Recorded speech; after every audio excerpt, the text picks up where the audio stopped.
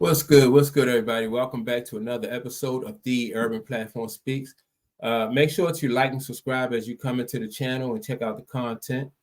And I want to speak on the Young Thug situation. I didn't really pay too much attention to the trial until they came across the news and they said that Young Thug was making a deal with the prosecutors, and the feds in order for him to come home. And so part of that deal was for him to plead guilty to certain charges, and then he is now on probation for 15 years. And so people don't realize, like, now, first of all, like, in order for him to beat, well, I don't want to say beat, but for him to get this kind of deal from the feds, like, that's basically unheard of. The feds really have a 90 something, I think like a 97, 98% success rate when it comes to prosecuting cases. But maybe and evidently their case was weakened to the point where they couldn't really guarantee that they would get a conviction. And so they felt the need to make a deal with Young Thug, right? And like I said, part of that deal is this 15 years of probation. And now I think anybody would take this deal, because you're looking at 40 years or so in jail, or maybe longer, if you get convicted, if you go to a jury trial and you get convicted.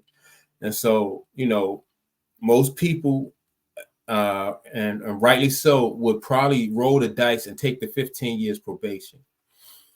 But 15 years probation is not going to be easy. So much can go wrong, any little thing in 15 years. So within 15 years, if he violates one time, he'll go to jail for like at least 20 years. At least 20 years he'll go to jail. So, I mean, you have to be almost perfect. You can't be around any felons or that's a violation. You can't say if he's seeing a young lady and she called the police on him and accused him of something, even if it's not true, he can potentially get violated. Or if he's in a car with somebody and they may have something illegal on them, that can violate him. I mean, it's just so many different little things that can violate this guy. I mean, this is going to be, man, and this is going to be a stressful, worrisome type situation for the next 15 years. Now, see, he's 33 now, so that means he will be 48 years old before he is off the hook, free and clear of this probationary period. I mean, so many little minor things that can set you back. And then on top of that, if he lives, anywhere he go, like, if there's some type of law enforcement officer or somebody who really got it in for him, they can get him. It's so easy to set somebody up and to violate him. Wow. Then I think, then if he has some type of restrictions, like as far as like getting high, like smoking marijuana or something, he probably, man, this is going to be tough. And I hope he don't violate, but it's going to be tough. You see sometimes a person will get offered a deal, and if it's a short amount of time, I have seen guys who got offered a deal or who had an opportunity to go on probation or parole, and and say like they got a deal, and you go to court, and and the prosecutor say, okay, you'll be on probation for 5 years. If you get out now, you'll be on probation for 5 years. But if you stay in jail, like you stay in jail for like another year or 18 months, some guys will take the 18 months. They'll go to prison for 18 months rather than have that 5 years probation hanging over them. I've seen guys do that all the time, because if you go home and you have that 5 years and you violate, then you'll do more than the 18 months that you have remaining on your sentence, you'll do that 5 years. And so I've seen guys do that plenty of times, get offers for from the prosecutor, and they'll say, well, no, that's all right. I'll turn that offer down and I'll just go ahead, especially if you only have a little bit of time. The guys will go ahead and they'll just stick it out.